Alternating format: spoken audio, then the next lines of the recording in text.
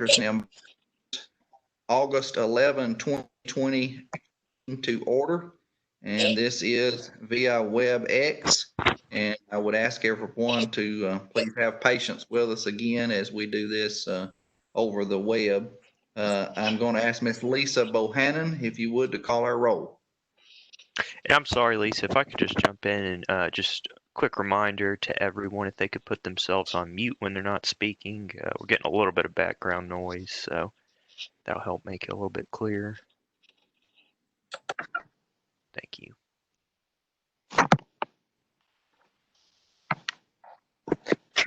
Fred Berry.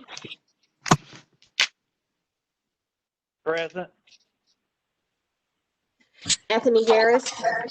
Here. Tanya Scale-Haynes. Present. Clark McKinney. Here. Charles Rahm. Here. Robert Shackelford. Here. Mr. President, all board members are here and accounted for. Okay, thank you, Ms. Bohannon. And now we're going to ask Ms. Elizabeth Bendell, if you would, to read our statement of necessity once again. Sure. Good morning, everyone.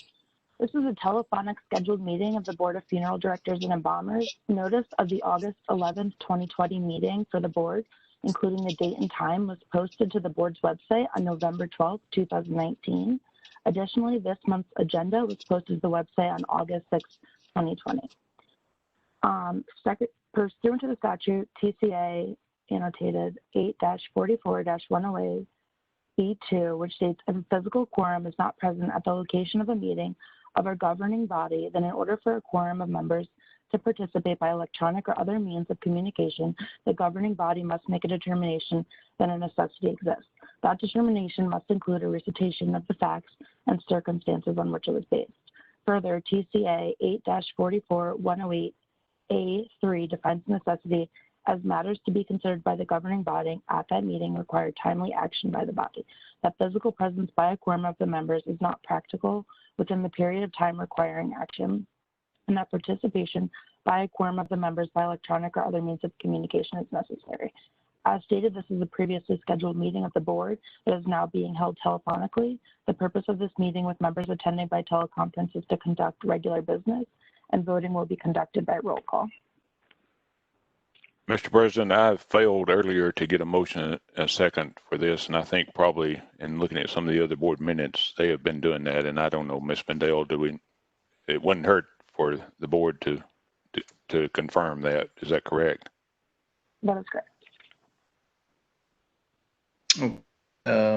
So we are, do we need a motion to accept the statement of necessity? Is that correct? Correct. Okay. All right. Chair will entertain a motion. I'll make a motion. Okay. It looks like we have a motion by Mr. Harris and a second by Mr. Rahm. Ms. Bohannon, would you call our roll? Fred Berry. I'm here. Anthony Harris. Yes. Tanya Haynes.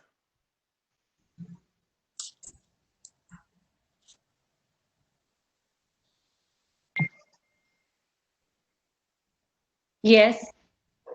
Clark McKinney. Yes. Charles Rahm. Yes. Robert Shackelford. Yes. The statement of necessity has been approved. Okay, thank you, Ms. Bohannon. The next item is Chair will entertain a motion to adopt our agenda today as it is printed. So moved. Have a motion by Mr. Rahm. I'll second. Have a second by Mr. Harris. Ms. Bohannon. Fred Berry. Yes. Anthony Harris. Yes. Tanya Haynes. Yes. Clark McKinney. Yes. Charles Rahm. Yes. Robert Shackelford. Yes. All right. Motion All right, the motion is approved. Our agenda is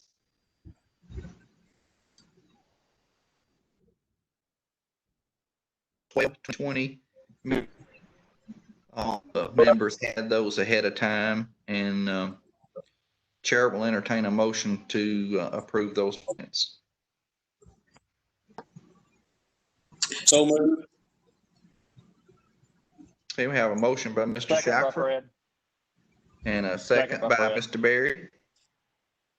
Ms. Bohannon, would you call our roll? Fred Berry, Yes. Anthony Harris, Yes. Tanya Haynes, Yes. Clark McKinney, Yes. Charles Ron, Yes. Robert Shackelford. Yes. The motion is passed. Okay, the motion carries. I believe Mr. Gribble has informed me that the June 9, 2020 minutes are not available, and we should have those available at next month's meeting. Is that correct? That is correct, Mr. McKinney. Okay, thank you. Next item is our legal report, Miss Elizabeth Bendale. Good morning again. This is a long report, so bear with me. The first two items are complaint 2020-009091 against an establishment with some disciplinary history, and complaint number 2 is 2020007961 against the funeral director with some disciplinary history. This is a consumer complaint that alleged in part that the respondent, funeral director, and establishment failed to properly treat the consumer's mother's remains and failed to deliver all services that were paid for. Specifically, the complaint alleged the following: that in August 2019, the complainant had contacted the respondent funeral establishment to get a quote for funeral services for her mother and to request a fee for transporting her mother from Georgia to Memphis. Consumer was informed on this day that the respondent would be sending drivers to pick up her mother's remains. On August 15, 2019, the consumer contacted the respondent and was informed that her mother's remains had not made it yet because there were issues submitting the proper paperwork to cross state lines. On August 23, 2019, the consumer asked the respondent if she could stop by and drop off clothes to see her mother's body. The consumer was informed that her mother's body was not ready for viewing. On August 24, 2019, the consumer and family members arrived to see the deceased, and they were shocked by her appearance. The consumer indicated that the deceased's face was swollen and her lips were visibly glued shut. Her skin was peeling and she was leaking embalming fluid. Consumer states that due to her mother's appearance, they had to have a closed casket at the funeral. On August 26, 2019, the consumer contacted the respondent regarding whether she would receive the thank you cards that were previously purchased as well as the death certificate. The consumer stated that as of the time of the complaint that she had not received the death certificate or the thank you cards. These complaints were sent for investigation. In April, May, and June, a board field investigator interviewed and obtained documents from the various parties involved in this matter, and no violations were found. Due to the fact that no violations were found, it's legal's recommendation to close this complaint at this time. Did they ever provide a response? They were interviewed by the investigator. Like I said, the investigator went out to speak with, the various funeral directors and the other respondent, and they did provide a response, and they indicated that, that was not the case as a consumer, and they provided the funeral file as well, which I was able to look through. Okay. And the investigator didn't find any violations. Okay, thank you. You're welcome. Ms. Bendale, did they ever receive the death certificates and thank you cards? They did. Okay.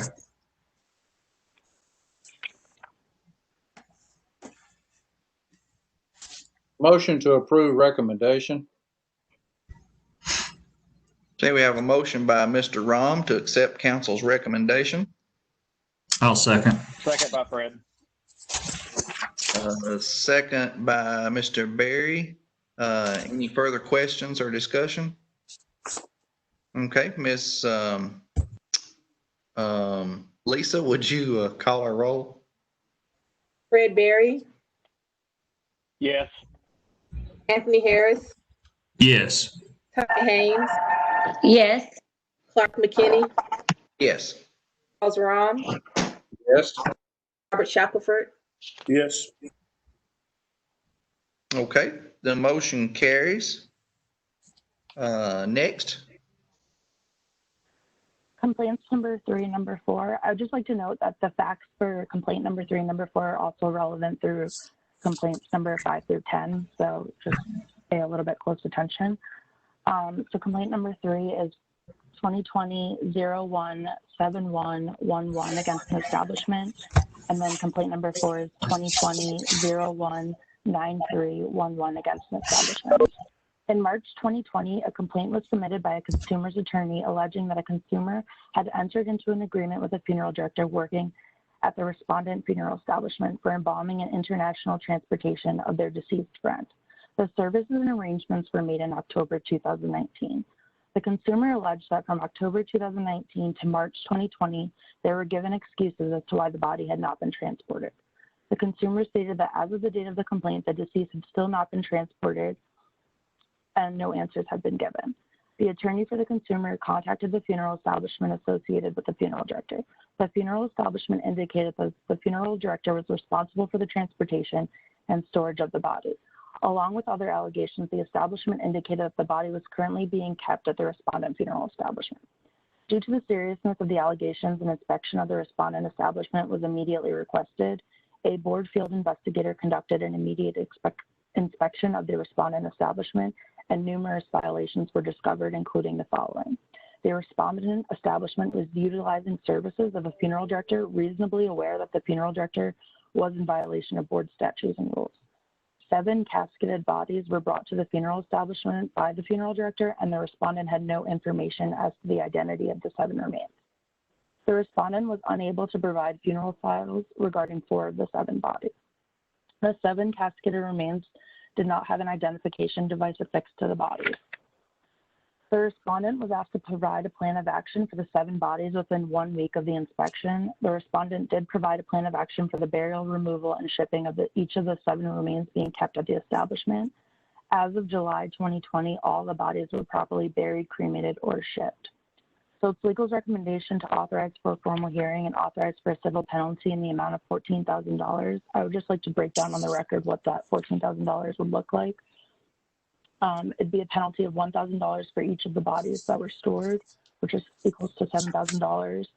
There'd be a penalty for failing to affix identity tags, using part of a reused casket, using outside services, knowing breaking laws and rules, unprofessional conduct, not being able to provide the records, misleading, deceptive practice, and failing to cooperate with an authorized representative. I'm not sure if the board has any questions at this time.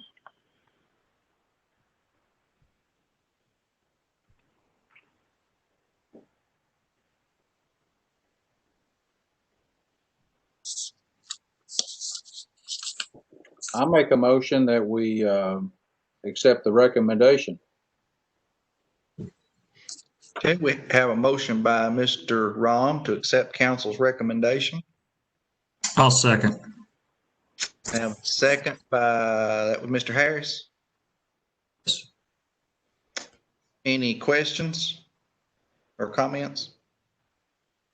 Okay, Mr. Bohannon, would you call our roll? Fred Berry,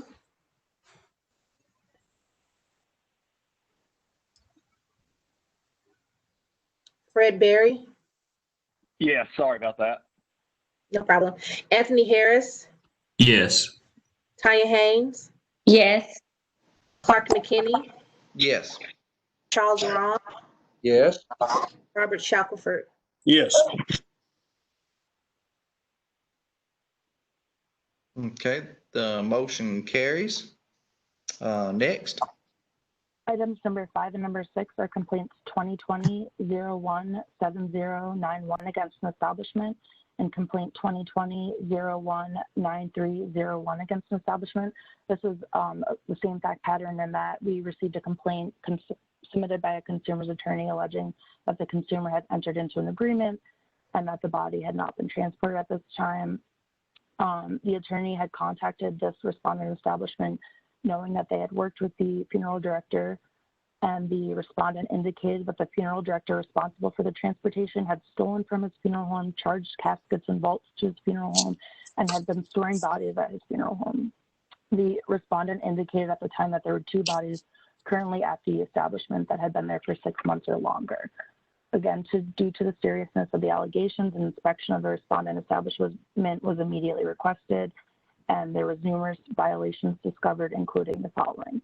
The respondent establishment was utilizing services of the funeral director, reasonably aware that the funeral director was in violation of the board rules and statutes. The investigator discovered 8 bodies in the respondent establishment. The respondent indicated that 4 of the bodies belonged to the funeral director, who had been using the facilities for dressing and casketing remains. The 4 bodies belonging to the respondent establishment did not appear to have any permanent identification devices as required by law. The other 4 bodies belonged to the funeral director. Only 1 appeared to have a permanent identification device. 3 of the 4 bodies belonging to the funeral director were in advanced stages of decomposition and produced an extremely foul odor. 1 of the bodies appeared to have a date of death listed as 5/21/19. The respondent was unable to provide funeral files regarding the 4 bodies in care of the outside funeral director. The respondent indicated during the inspection that the funeral director no longer uses his establishment, and that he, again, has charged caskets, outer burial containers, and supplies to the respondent establishment without permission. The respondent was asked to provide a plan of action for the 4 bodies within 1 week of the inspection. The respondent did provide a plan of action, and as of June 2020, all the bodies were properly buried, cremated, or shipped. It's legal's recommendation to authorize for a formal hearing and authorize for a civil penalty in the amount of $15,000. Similarly, I'd like to break down what that would look like. It'd be $1,000 for each of the bodies, which equals $8,000. A penalty for failing to affix identity tags. A penalty for using outside services, knowing or breaking laws and rules. A professional conduct. A penalty for not providing records. A penalty for misleading and deceptive practices. And a penalty for using part of a used casket. Okay.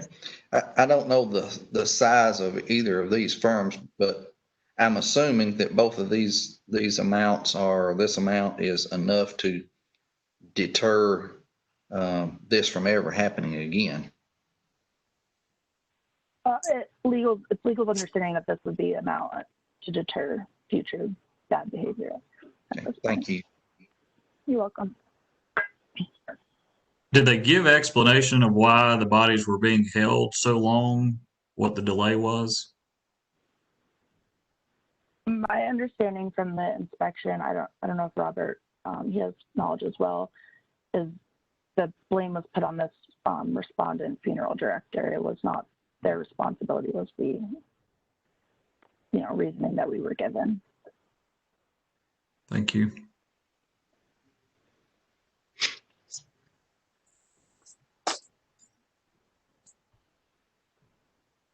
I'll make a motion. We accept legal's recommendation. Okay, we have a motion by Mr. Harris to accept council's recommendation. Second. And a second by Mr. Shackelford. Any further comments or questions? Okay, Ms. Bohannon, would you call a roll? Fred Berry,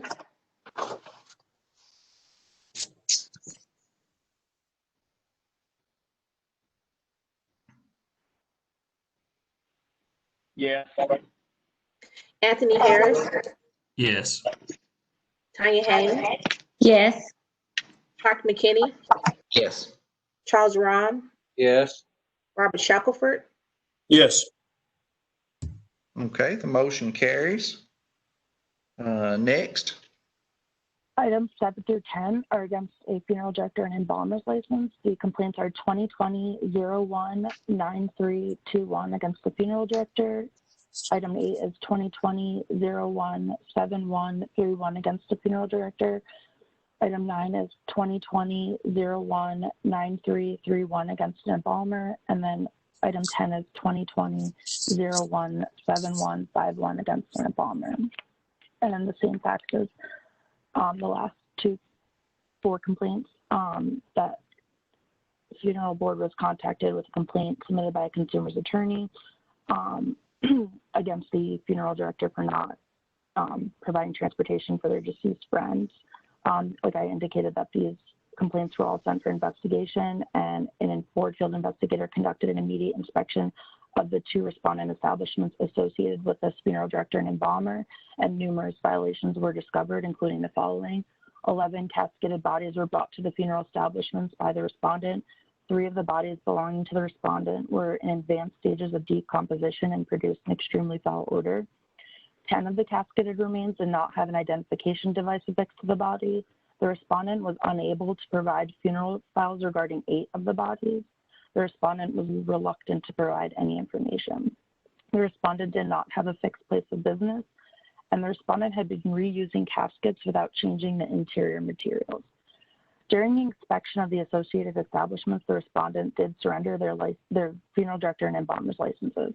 The respondent was asked to fill out official documentation from the board office and did so. The establishments associated with the respondent and the respondent were asked to provide a plan of action for the 11 bodies within 1 week of the inspection.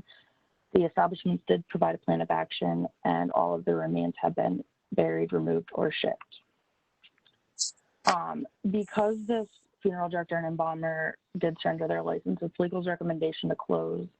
It's legal's recommendation to close because if we were to impose a civil penalty, it would not get paid at this time. It's very clear that this funeral director and embalmer doesn't have the funds to do so, and it would just go into collections in the future.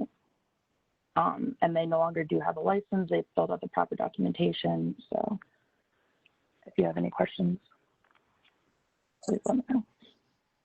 I'm assuming that he surrendered or she surrendered their license due to the fact that if he had not, you were probably going to recommend to the board a revocation because of these allegations were so severe.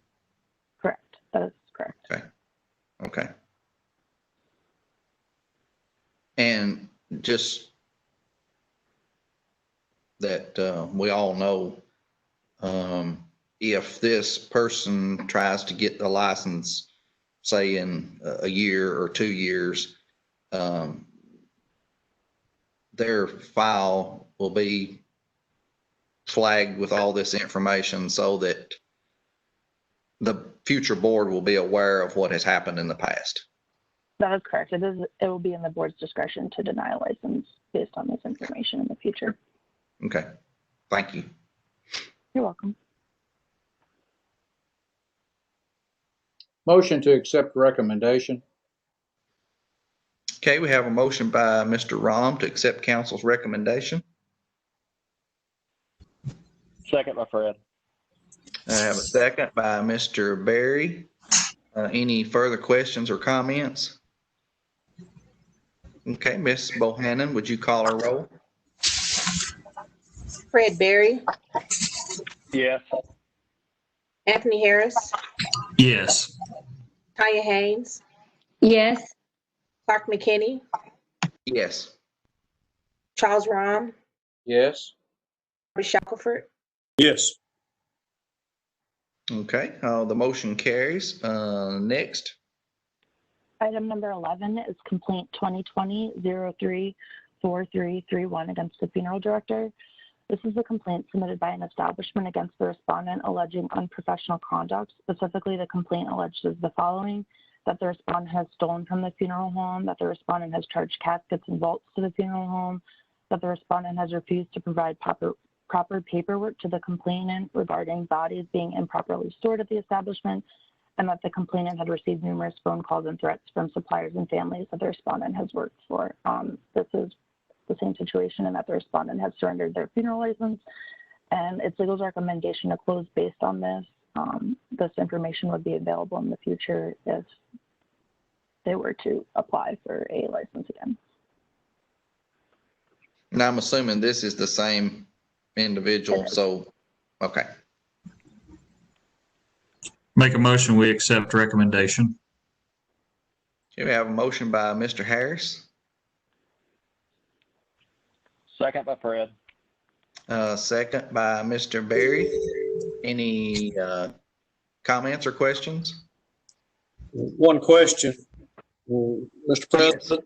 I'm assuming that irrespective of whatever action we take here today, it does not in any way hinder the establishment from seeking a civil remedy against this individual for the unpaid bills and the charges that he had made against their firm. That is correct. He can seek civil action separately. Thank you. Thank you. Okay, Ms. Bohanna? Fred Berry, Yes. Anthony Harris, Yes. Tanya Haynes, Yes. McKinney, Yes. Charles Rahm, Yes. Robert Shackelford, Yes. All right, the motion carries. Next, Ms. Bendale. Item number 12 is complaint 2020-019201 against an expired apprentice funeral director registration. This complaint was received by the board alleging unprofessional conduct by the respondent. Specifically, the complaint alleged the following: that the respondent had bodies stacked upon another in the cooler for extended periods of time, that the respondent had canines mixed in the cooler with human remains, that the respondent has misappropriated funds, and that the respondent has written bad checks for crematory services. The respondent has embalmed bodies without a license, and the respondent has discounted merchandise to avoid paying sales tax. The complainant also indicated in her complaint that the respondent had filed a complaint against her, and there was a complaint open with burial services that was closed back in April with a letter of warning, but that was open due to an inspection. This case was sent for investigation due to the allegations, and then July, a board field investigator interviewed and obtained documents from the various parties involved, and no violations were found. Due to the fact that no violations were found, it's legal's recommendation to close this complaint at this time.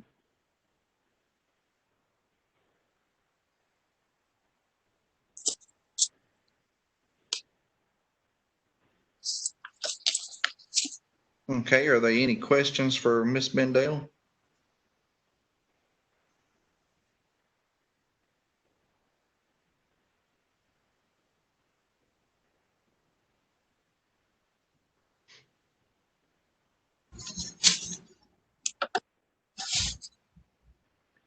This is Fred. I'll move that we accept the recommendation of council.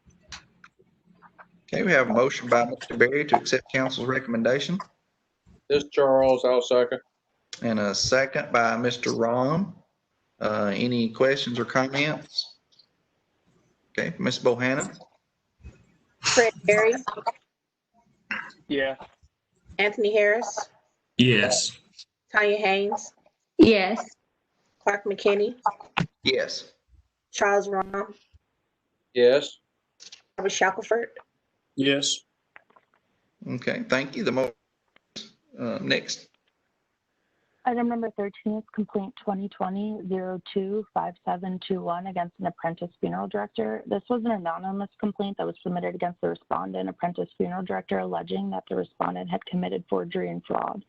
The complaint submitted a news article from 2011 indicating the respondent was charged with theft for falsely reporting her ATM card was stolen.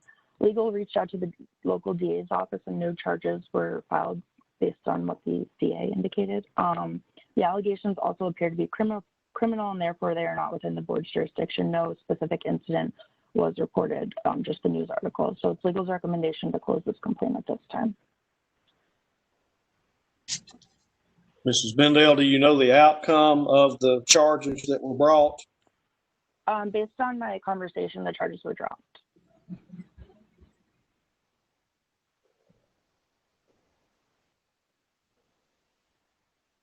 This Charles, motion to accept. Okay, we have a motion by second. Mr. Rahm and a second by Mr. Harris. Any questions, comments? Okay, Ms. Bohanna? Fred Berry, Yes. Anthony Harris, Yes. Tanya Haynes, Yes. Clark McKinney, Yes. Charles Rahm, Yes. Robert Shackelford, Yes. Okay, the motion carries. Next item. Item number 14 is complaint 2020-02-8031 against an establishment with some disciplinary history. This is a consumer complaint submitted alleging deceitful practices by the respondent establishment. The complainant had provided in their complaint a link regarding a lawsuit where a law firm was soliciting clients from funeral homes. The respondent's attorney responded to the complaint and indicated the following: that in 2016, a family had used the respondent establishment after the tragic loss of their child. During the arrangements, a law group met with another consumer regarding the consumer's legal rights regarding the tragedy. The respondent did introduce a law group to the family and allowed the family and law group to meet at the respondent's establishment. The respondent had no financial or business relationship with the law group and simply provided services for the family. The Attorney General chose to conduct an investigation and file a lawsuit only against the law group and not against the respondent establishment. The family had later filed a lawsuit against the respondent, and the lawsuit was dismissed several years ago. The respondent has not provided services for the complainant and feels as though the complaint was submitted to harass the respondent. Based on this, it's legal's recommendation to close this complaint at this time.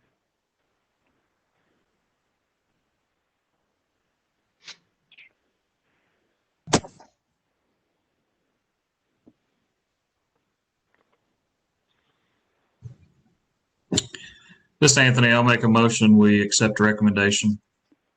We have a motion by Mr. Harris to accept council's recommendation.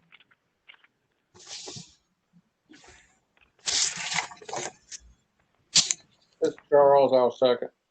We have a second by Mr. Rom. Any questions, comments? Ms. Bohannon? Fred Berry, Yes. Anthony Harris, Yes. Tanya Haynes, yes, Clark McKinney, Yes. Charles Rom, Yes. Robert Shackelford. Yes. Okay, the motion carries. Next. Item number 15 is complaint 2020-03-3361 against an establishment with some disciplinary history. This is a consumer complaint alleging unprofessional conduct by the respondent. Specifically, the consumer alleged that they had contacted the respondent to provide services for her sister in February of 2020. During the arrangements, the consumer alleges that they asked the respondent to obtain a fingerprint for the purpose of putting it in a necklace with ashes.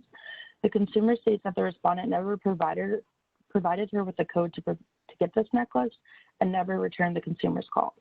When the consumer's mother went to the respondent establishment to pay for the balance, she inquired about the necklace and fingerprint and was told that the funeral director attempted to get the fingerprint on one hand, was unsuccessful, and forgot to try the other hand. Additionally, the consumer had stated that they had asked for a necklace back that the deceased was wearing and were told by the respondent that they did not have it.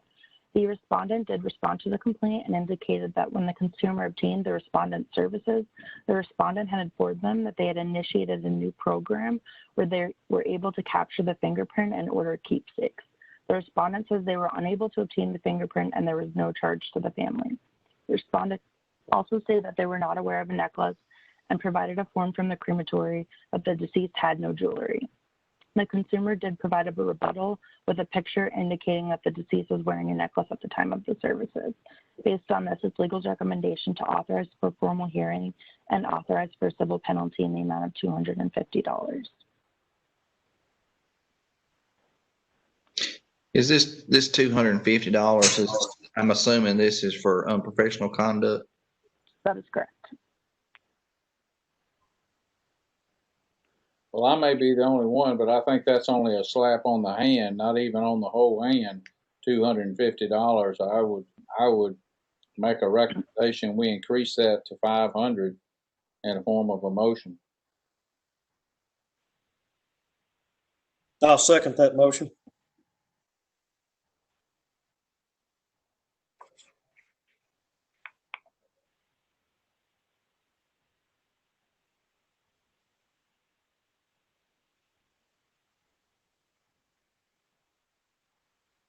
You with us, Mr. President?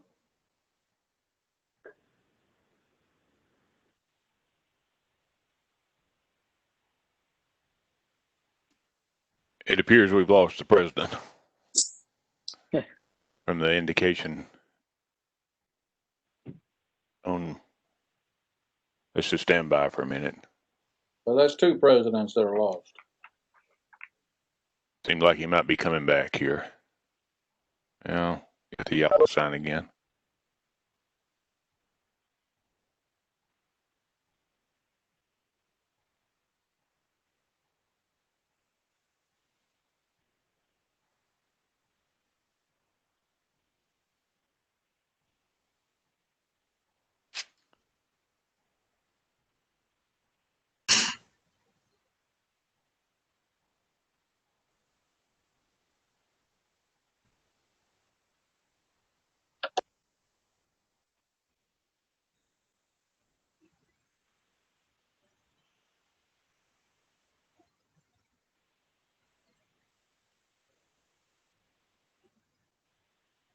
Mr. Gribble, would it be in order to take a 5-minute break to see if we can get him back?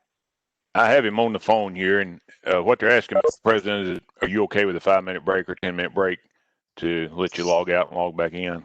Yes, that'll be fine. Okay, he says that's fine. So if board members, if y'all are in agreement with that, it's 10:36 Nashville time. So let's come back at 10:45, and that gives 9 minutes. Is that okay? Okay, that'll be fine.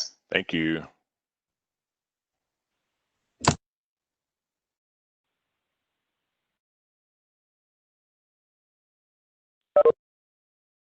Will be in charge of the meeting here. It's all right. We'll give the president a minute or two here to see if he can log in by phone.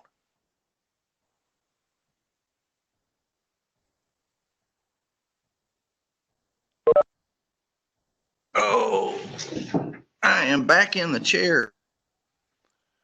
Mr. President, you were on number 6 or number 15.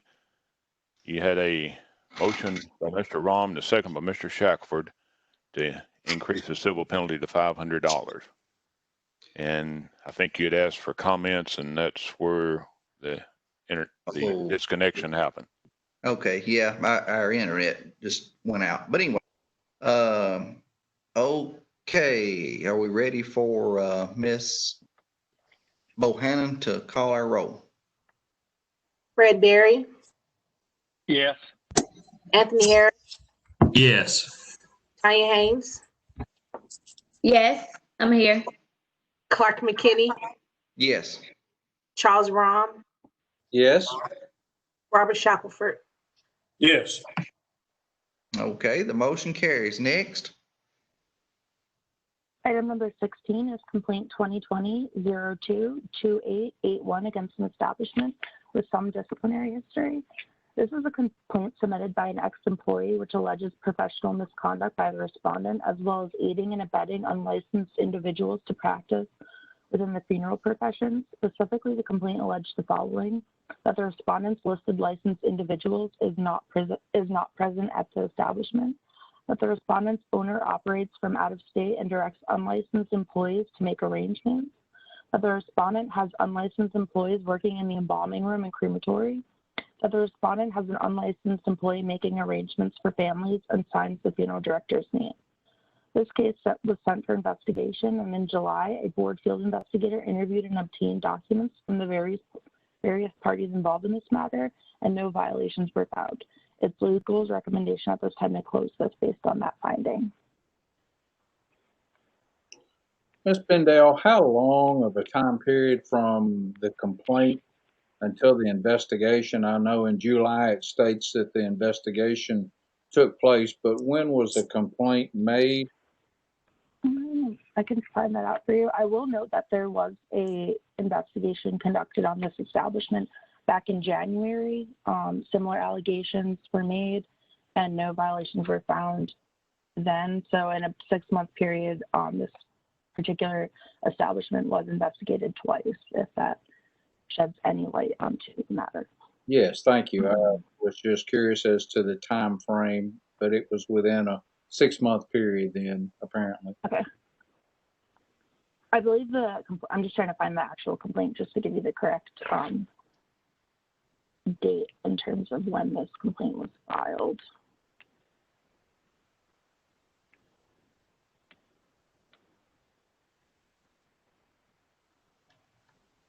Robert, do you happen to know off the top of your head? This complaint was filed in March, the end of March of 2020. Thank you. There was an investigation in January, and then it was filed in March, and there was another investigation in July. Very good. Thank you. You're welcome. Motion to accept recommendation. We have a motion to Fred will accept second. council's recommendation by Mr. Rom and a second by Mr. Harris. Fred. Fred, by Mr. Berry. Yes. Any questions? All right, Miss Bohanna. Fred Berry, Yes. Anthony Harris, Yes. Tanya Haynes, I'm sorry, Yes. Clark McKinney, Yes. Charles Rom, Yes. Robert Shackelford. Yes. All right, the motion carries. Next. Item number 17 is complaint 2020-033471 against an establishment with some disciplinary history. This was a consumer complaint alleging unprofessional conduct by the respondent. Specifically, the consumer alleged that in September 2019, the consumer met with the respondent to make funeral arrangements for their mother who had a prepaid arrangement. The consumer was provided a statement which indicated the only upgrade was announcement cards. During the visitation, an error was noticed on the cards, which was corrected by the establishment. When the flowers were moved from the funeral home to the gravesite, it was discovered a vase was broken. Additionally, it was requested that the flowers be removed from the gravesite, and it took 3 months to do so. From January to present, multiple calls were made regarding the engraving of the marker. The consumer states that the respondent stated that it was not included. However, the consumer indicated that the prepaid contract indicated otherwise. The last allegation was that there was a partially open grave near the consumer's family's graves. The respondent's attorney responded to the complaint and indicated the following: that a final engraving was never purchased. While the prior owners did an engraving for the consumer's father, no engraving was purchased, and therefore they did not provide that service. The respondent was responsive to all phone calls. The respondent apologized for the delay in the removal of the flowers. And lastly, the attorney alleged that the partially open grave was filled and sodded to promote grass growth, and pictures were provided of this. It's legal's recommendation at this time to authorize for a formal hearing and authorize for a civil penalty in the amount of $250 via consent order.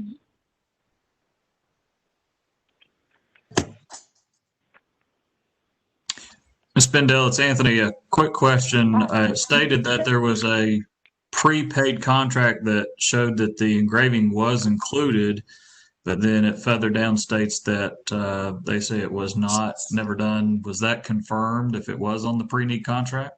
It appeared that the contract indicated that there would be a graving, not for both of them, and that, like I stated, I believe it was the father passed away. They did an engraving. The previous owners did an engraving on that, so then that service would not have been provided to the second contract. Okay, thank you.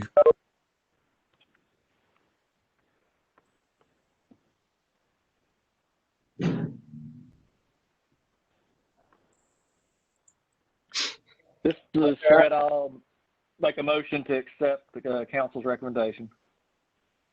We have a motion by Mr. Berry to accept council's recommendation. I'll second. And a second. I have a question, Mr. President. Yes, second by Mr. Harris, and then Mr. Rom has a question. It was just stated that on the engraving that it was listed on maybe one of the contracts, but not the other. Is that what I'm understanding, or? I'm sorry, what was the question? Or you stated on the engraving that it was listed to be put, that there was just one engraving, so it was done on the previous one. As far as a funeral contract is concerned, each contract is totally separate, so it either has to be on the contract or it doesn't. My understanding, it wasn't on the contract. I'm just looking at it right now. But my understanding was that it was not on the contract, and that, I mean, that is my understanding. I can confirm that for you right now. I mean, that, it's not an either or, it either is or isn't, so. And I'm assuming that was a funeral contract and not a cemetery contract. That is correct. Yes. Yeah, so it's not listed on it is not listed on the contract that was provided. Perfect, thank you. You're welcome.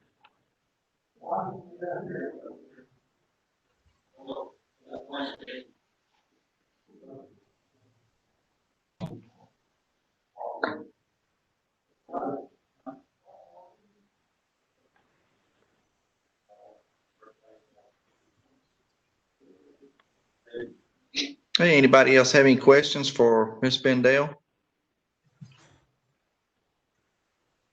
No.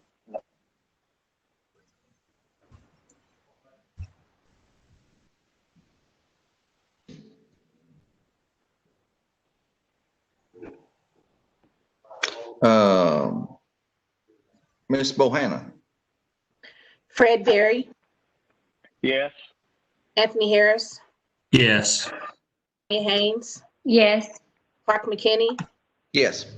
Charles Rahm, Yes, Robert Shackelford. Yes. All right, the motion carries. Ms. Bendale? Item number 18 and number 19 are complaints 2020-03-5511 against an establishment and complaint 2020-03-7941 against a funeral director. Both of them have no disciplinary history. This is a consumer complaint alleging that the respondent provided copies of a funeral purchase contract regarding one individual to another individual. The consumer states that the information provided had various protected and private information, including a life insurance beneficiary and social security numbers. The consumer alleged that the information that was given to the individual was used to impersonate an attorney and get personal financial information. The respondent did respond to the complaint, and they indicated that information was provided to an individual only after receiving an estate order. All that was provided was a certified and uncertified copy of a death certificate and a customer history of the account for purposes of showing that the account balance had been paid, but the respondent had no knowledge of anyone impersonating an attorney to obtain financial information. The respondent provided a copy of the estate order as well as all documents that were provided and emails that were exchanged. The complainant did provide a rebuttal which disputes the statements that were made by the respondent. It's legal's recommendation to close both of these complaints at this time.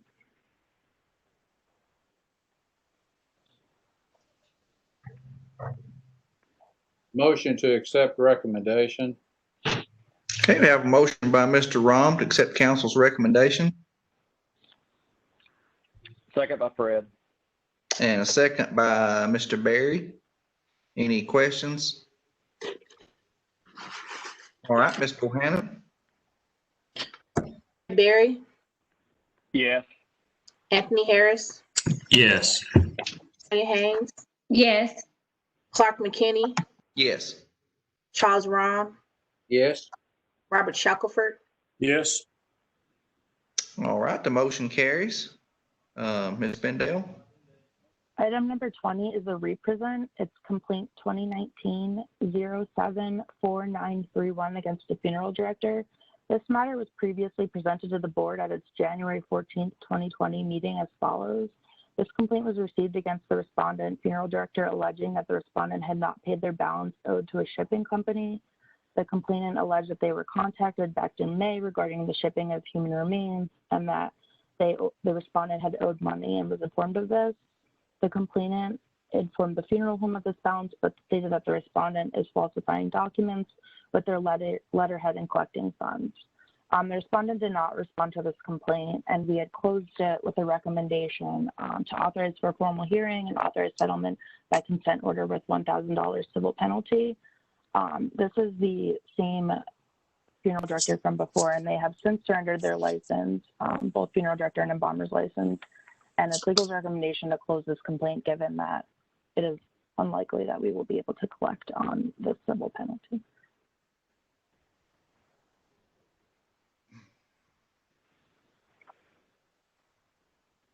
motion to accept. Charles. I have a motion by Mr. Rom to accept council's recommendation, Second. and a second by Mr. Harris. Any questions? Ms. Bohannon? Fred Berry, Yes. Anthony Harris, Yes. Tanya Haynes, Yes. Clark McKinney, Yes. Charles Rom, Yes. Robert Shackelford, Yes. Okay, thank you. The motion carries. Is that all your cases, Ms. Bendale? That is all. Thank you very much. Okay, thank you. All right, next, our executive director's report, Mr. Robert Gribble. Good morning, board members. First I have is a legislative update. As you're most likely aware, the regular session is over. There was one bill that affected the Funeral Directors and Embalmers Board that was passed. It was House Bill 2784, Senate Bill 2538.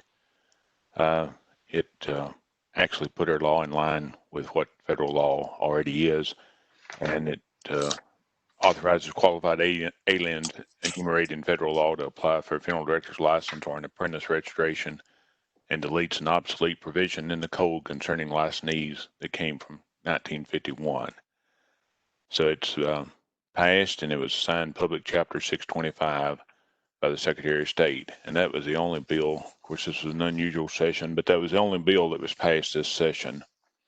And as you probably also aware, the legislature is back in special session now, but none of the reg board issues, or especially nothing for the Board of Funeral Directors and Embalmers, is anticipated to be discussed or brought up during that part.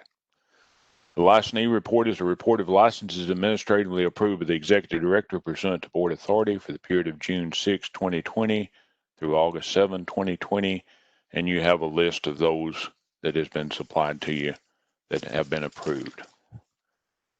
We don't have any closed establishments any establishments that have reported closing since the last board meeting.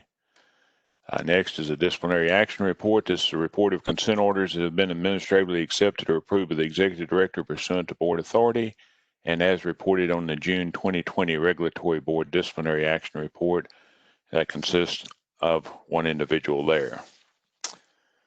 Complaint report is list of the complaints as of August for this meeting, and they're listed as of August 7, 2020. We had 21 open against a funeral director and or embalmer, or an apprentice funeral director and or apprentice embalmer, 31 against an establishment, for a total of 52 open complaints. And also to present to you is a proposed meeting date for the 2021 calendar year for the board meeting dates. As you'll see, we have presenting to you 12 dates there, one in each month. The second Tuesday of each month is how this board normally meets at 10 o'clock. And this is what we are proposing. And then as you're probably aware, in consultation with legal and the board president, typically about 3 of those meetings are canceled, 3 to 4 a year, when there's not any sufficient business to bring before the board. But they're normally canceled on a Thursday before they're scheduled to occur on a Tuesday.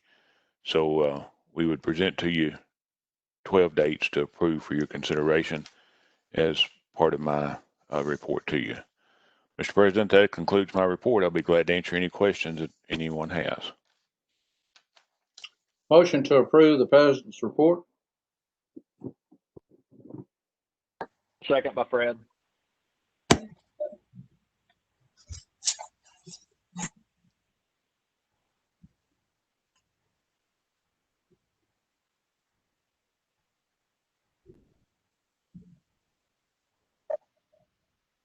Have a motion by Mr. Rom and a second by Ms. Bohannon. Fred Berry, Yes. Anthony Harris, Yes. Tanya Haynes, Yes. Clark McKinney, Yes. Charles Rom, Yes.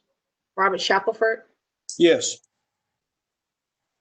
Okay, the motion carries. Thank you, Mr. Gribble. Next on our agenda is approval of license applications. Mr. Gribble, do we have just one individual today? Yes, there's only one application for the board to consider today. That's an individual application from Dwight Darrell Creighton, who, according to the indication on the WebEx, he is present. Mr. Creighton, if you want to, go ahead and be turning your video on as well as your sound. Mr. Creighton is from West Memphis, Arkansas.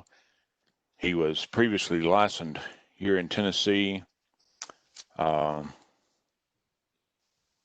His first license was approved on December 13, 2001. His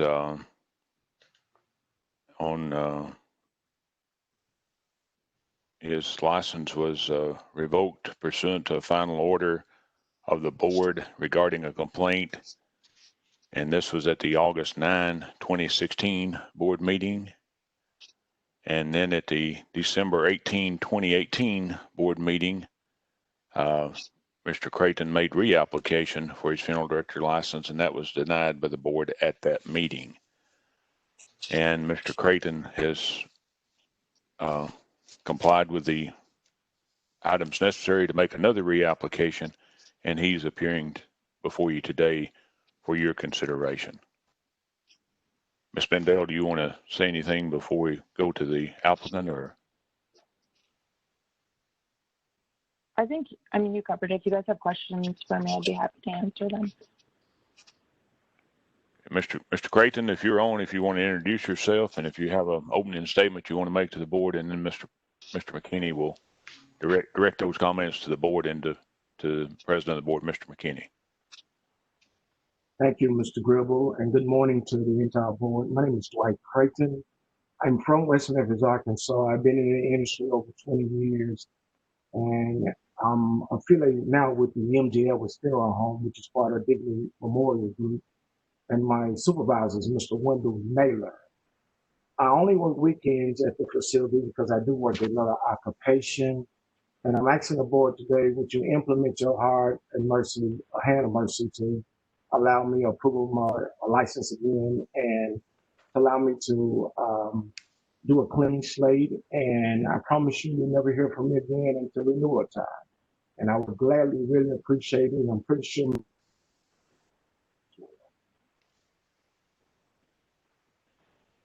Okay, thank you. Thank you, Mr. Creighton. It was what, year and a half ago that before us. Have you, has your situation changed since? Have you gone through the education or anything since then? Sir, honestly, one thing I have learned behind the situation is you are hired as a manager of a facility. You are the responsible party for whatever takes place at that facility. There was a lot of things going on at that particular facility. Bad ownership, basically. I took all I could take, and I just couldn't take anymore. And I called Wendell, and Wendell hired me back at MGL, which was a facility that I used to work at in the early 90s. And they have been very supportive to me, Mr. McKinley. Wendell has been a great supporter for me down through the years. We're very close friends. And for the educational aspect, I have learned tremendously to keep my eyes and ears open and never let anything happen on my watch. And that's a promise. I was just looking where that you had some certificate from the Funeral Service Academy. That looks like that was this year. Mm-hmm. Okay. Mr. President? Yes. For transparency, and I guess this question is directed to Ms. Bendale. For transparency, the applicant has divulged that he's an employee of Dignity Memorial.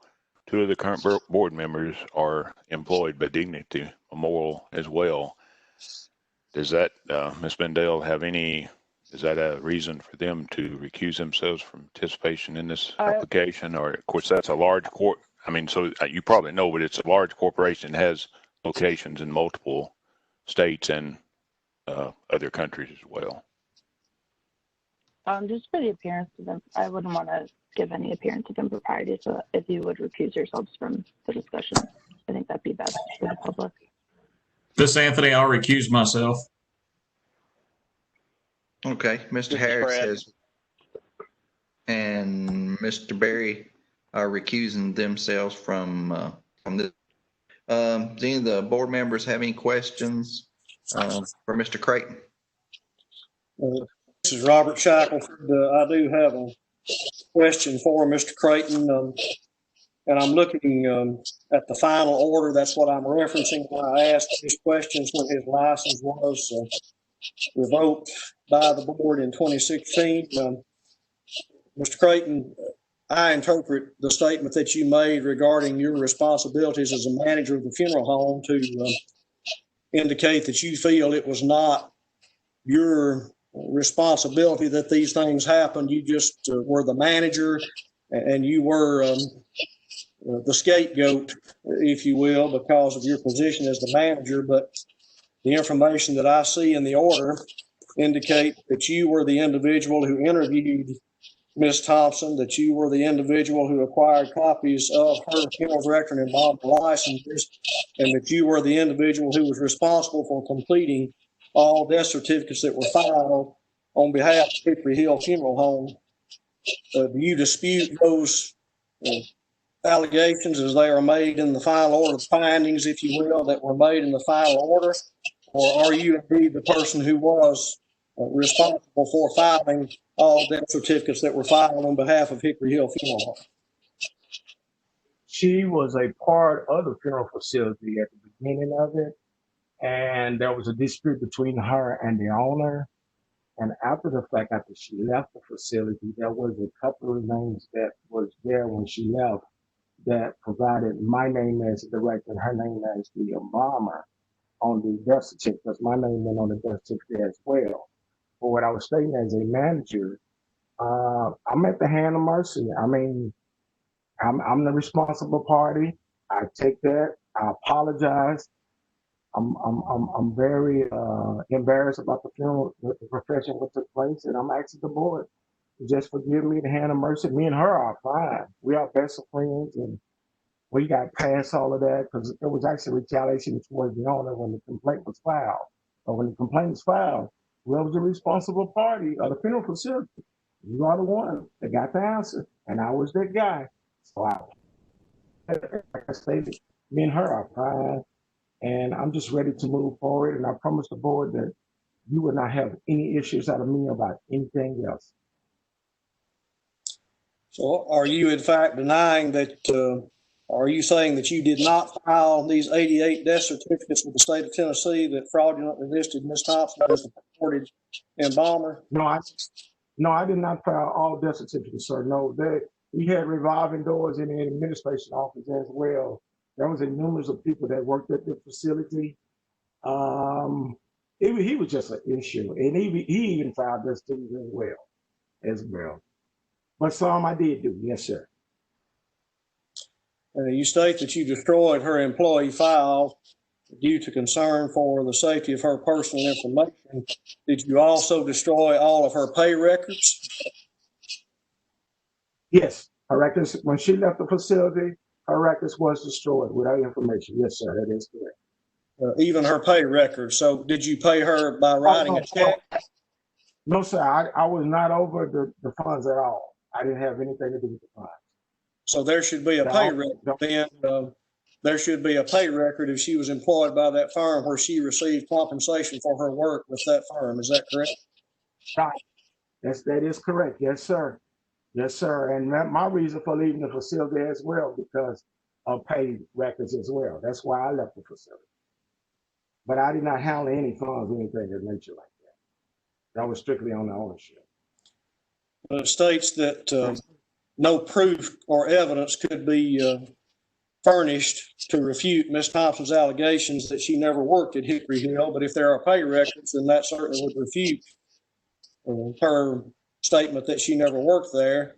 Mrs. Bell, do you know if anyone ever asked for the pay records of Hickory Hill Funeral Home to determine whether or not Ms. Thompson had in fact worked for Hickory Hill as Mr. Creighton alleges?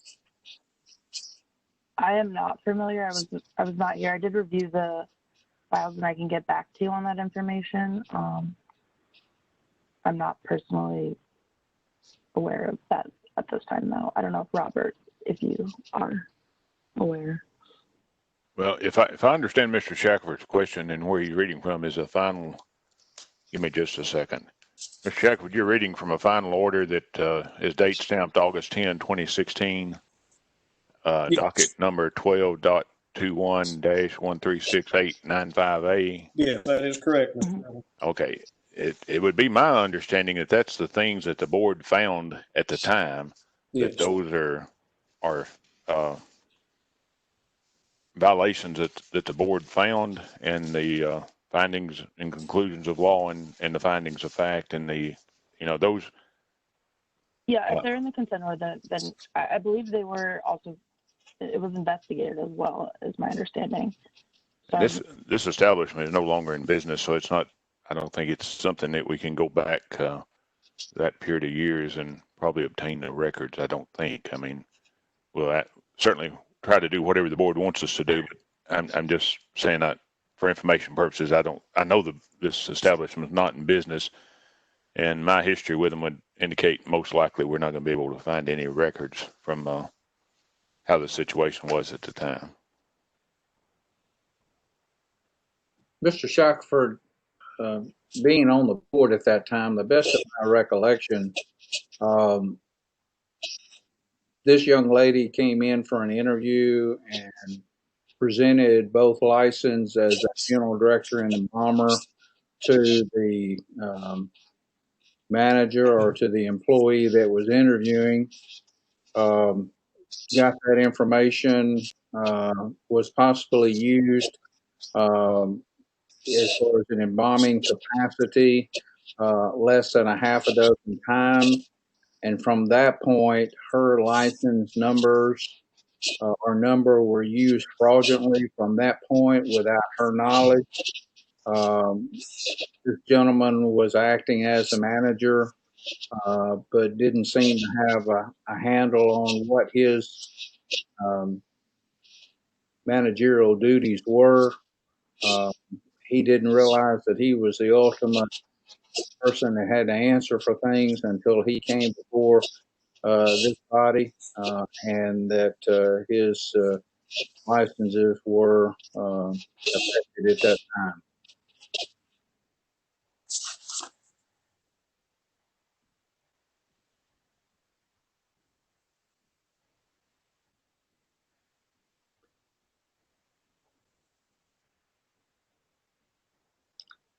I do have a question for Mr. Creighton.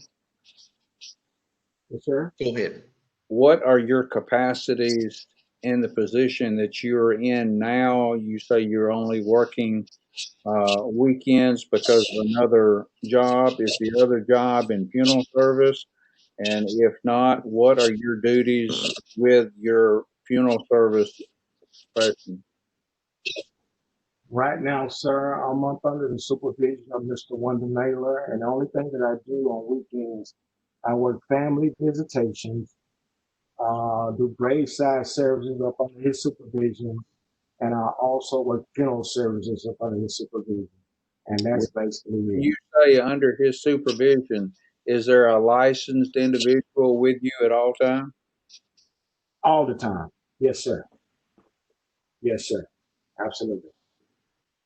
Mr. Shackelford, did I shed any light on the subject for you?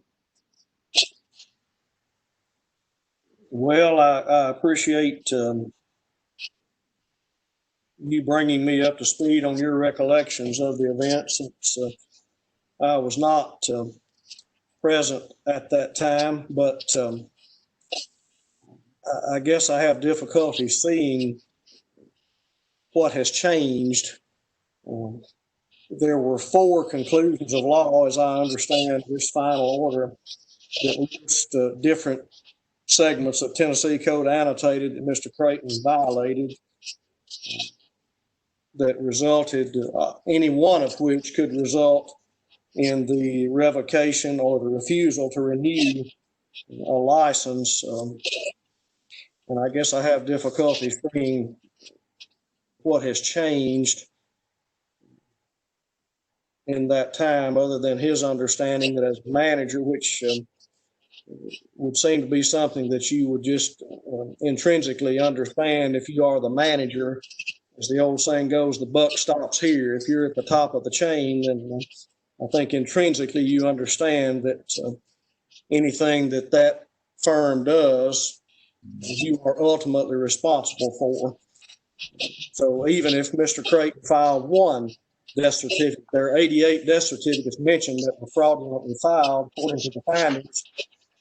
Even if Mr. Creighton only filed one of those death certificates, the violations are still applicable. So I guess I have difficulty understanding what has changed to cause us to reconsider this matter.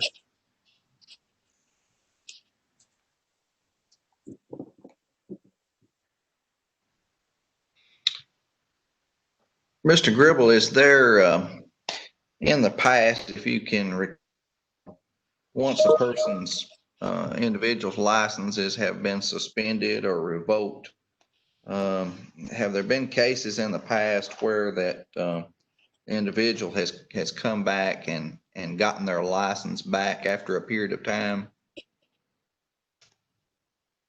Mr. President, I know that there's been reapplications for license where a license has been revoked. And of course, it's at the discretion of the current board as to what the decision and determination is made concerning that application. Trying to think off the top of my head if I remember a particular instance. I can't think of one where exactly as you described has occurred. I'm not saying it hasn't happened. It very well could have. I just don't think of it at the current time.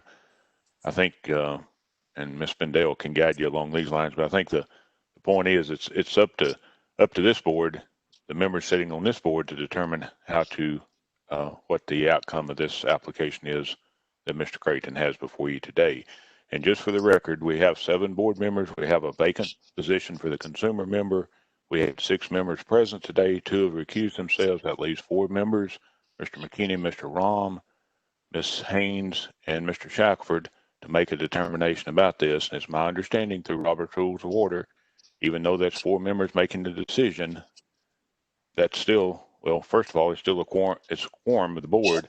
But if it wasn't a quorum, we had a quorum to begin the meeting with. So I think, beyond a doubt, with 4 members remaining to make the decision, that we have a quorum, and technically we're fine with Robert's Rules of Order about this board making the decision. Well, having been a member or a part of that board on the previous decision, I am in agreement with Mr. Shackelford. I just really don't see what has changed. Even if, as Mr. Shackelford indicated, even if he filed one death certificate falsely, and that's enough for me to think negatively on this situation. I make a motion that the application be denied. I second that motion. Okay, we have a motion by Mr. Rahm to deny this application and a second by Mr. Shackelford.